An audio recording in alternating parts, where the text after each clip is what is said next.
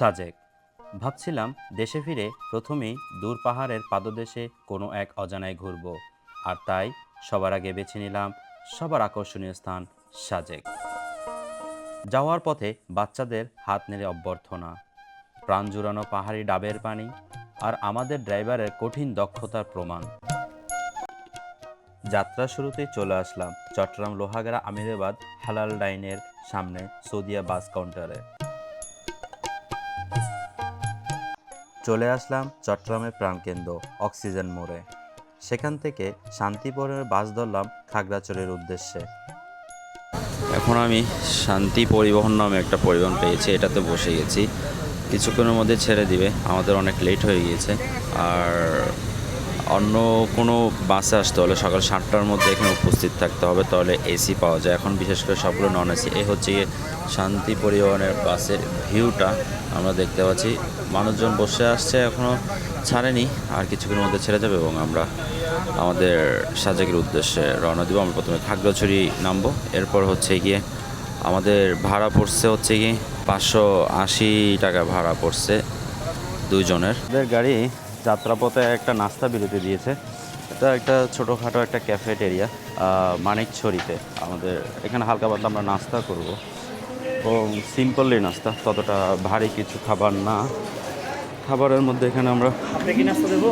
হ্যাঁ, অন্থন, সমোসা আর রোল রয়েছে, এবং স্যান্ডউইচ, এবং এখানে নুডলস রয়েছে। জাস্ট এতটুকুই। সিম্পলি একটা রোল নিয়েছি, আর হচ্ছে কি অন্থন নিয়েছি। দেখি তাদের যাত্রাপথে নাস্তা বিরতি। এটা চিকেন রোল সম্ভবত, মেবি সস দিয়ে হালকা চিকেন রোল, ভিতরে হালকা সবজি। আমাদের টোটাল অনেকটা দেরি হয়ে গেছে। অন্তরটা একটু ট্রাই করি, তবে গরম আছে। এখন টাইমটা হচ্ছে আমাদের 11:30।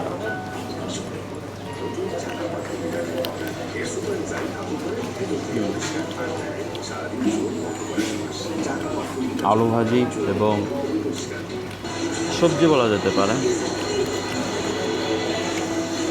ঝাল নাস্তা খারাপ না।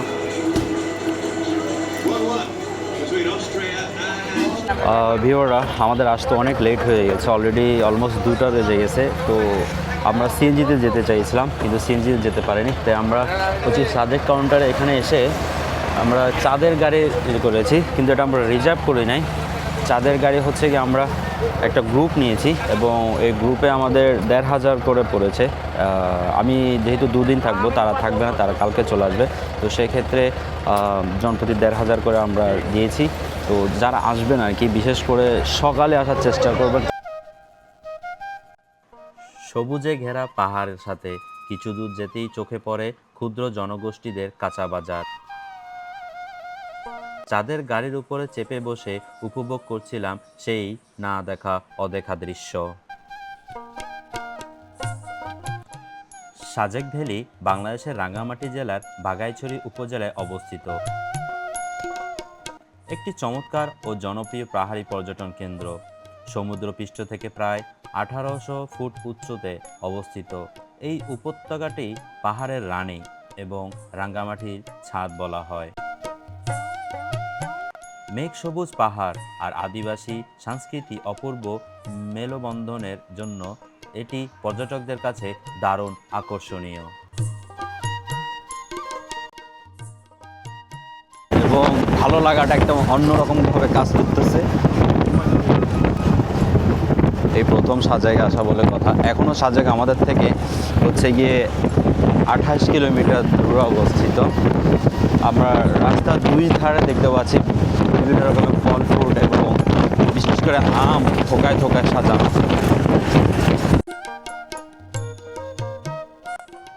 ঢাকা বা চট্টগ্রাম থেকে খাগড়াছড়ি যেতে হবে।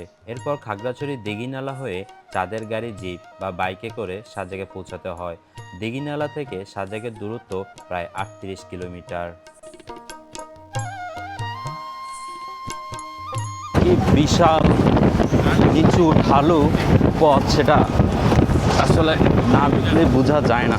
দেখুন কি খারাপ পথ, আমরা এই খারাপ পথটা পেয়ে এখন এক টানে উপর উঠে যাচ্ছি। আপনারা দেখতে পাচ্ছেন ভিউরা।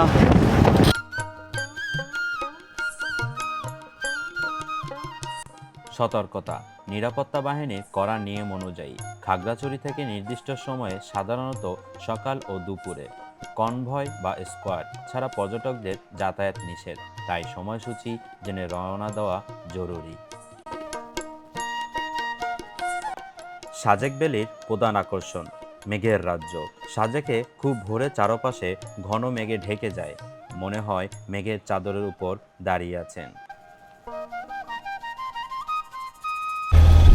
এখানে রাইডার ভাইয়েরা অ্যাক্সিডেন্ট করছে।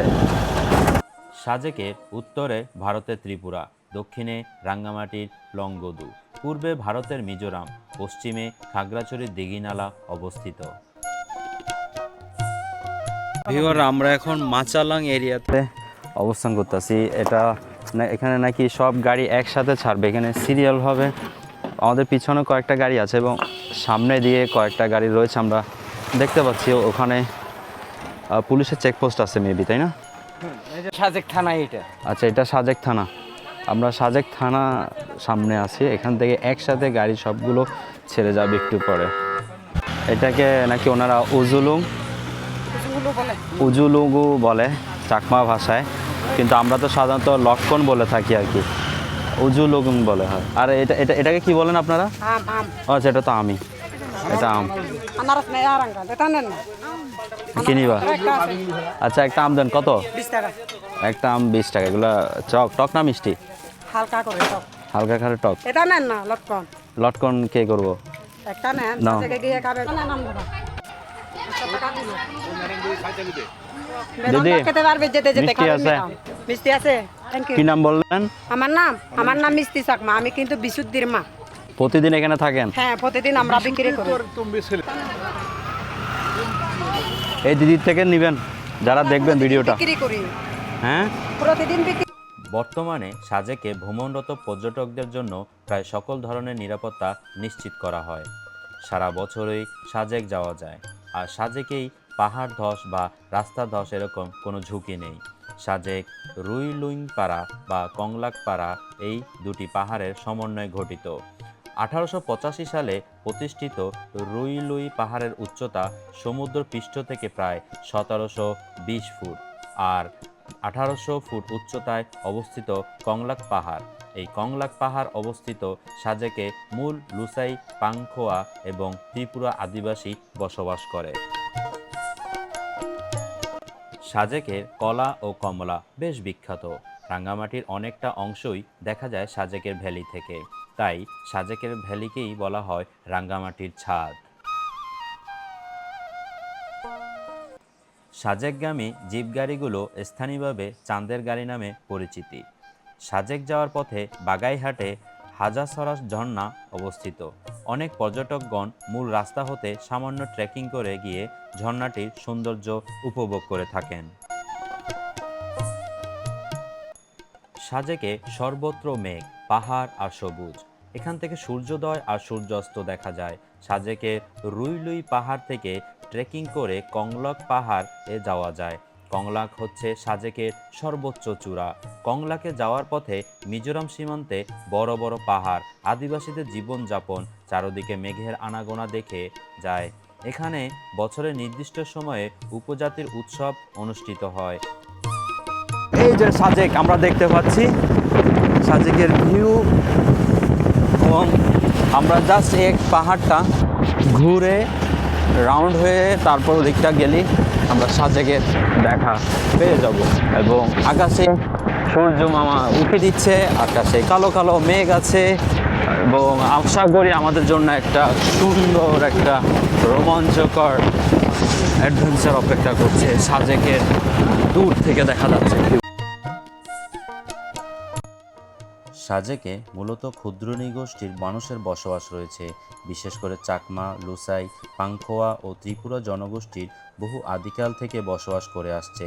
তাদের বাড়িঘর বাঁশের মাচাঙের তৈরি করা হয়।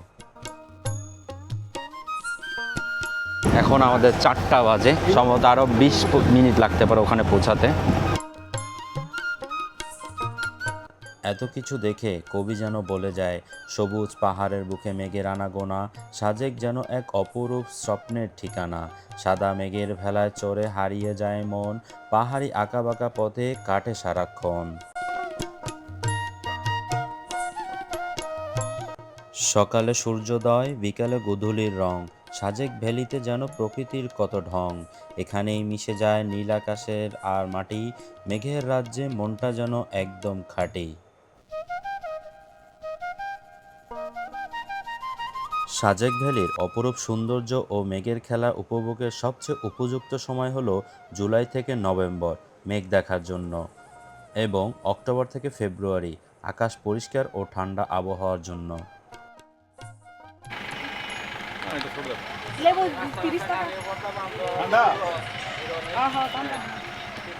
ঠান্ডা আছে তো?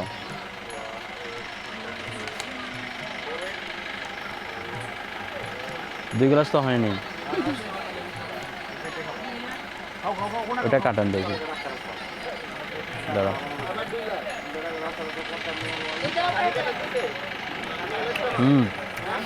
মিষ্টি আছে, খারাপ না।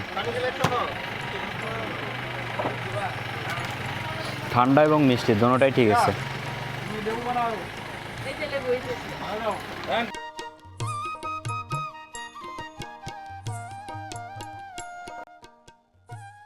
ডাবের নারকেলের ইয়াটা এভাবে খেতে বেশি মজা। আমি যেভাবে এখন নিচ্ছি,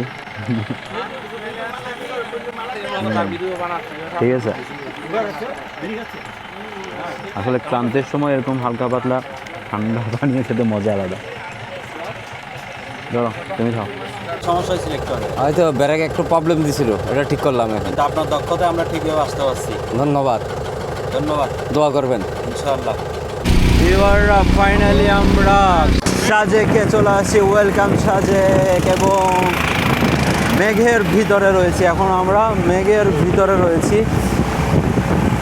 টোটালি অনুভূতিটা চেঞ্জ হয়ে গেছে।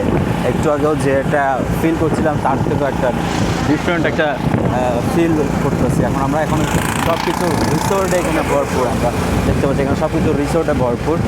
আশেপাশে সব রিসোর্ট এবং মেঘের উপরে ভাসছি আমরা, মেঘের উপরে ভাসছি আমরা। আপনার গুগল ম্যাপে দেখছিলাম এবং সেটা পাশ দিয়ে এখন যাচ্ছি। এটা হচ্ছে, এটা হচ্ছে মিজোরাম ভিউ, এবং এটা হচ্ছে গিয়ে বাংলাদেশ ভিউটা হচ্ছে গিয়ে এই পাশে, আর মিজোরাম ভিউটা হচ্ছে গিয়ে রাইট সাইডে অবস্থান। আমরা এখন মেঘপুঞ্জিতে দিয়ে যাব।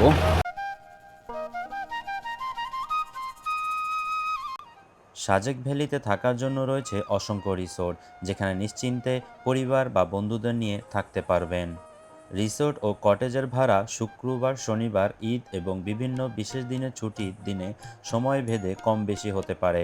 বুকিং করার পূর্বে অবশ্যই বর্তমানের ভাড়া সম্পর্কে জেনে নেবেন, আর ছুটির দিনে ভ্রমণ করতে চাইলে আগেই বুকিং দেওয়া ভালো।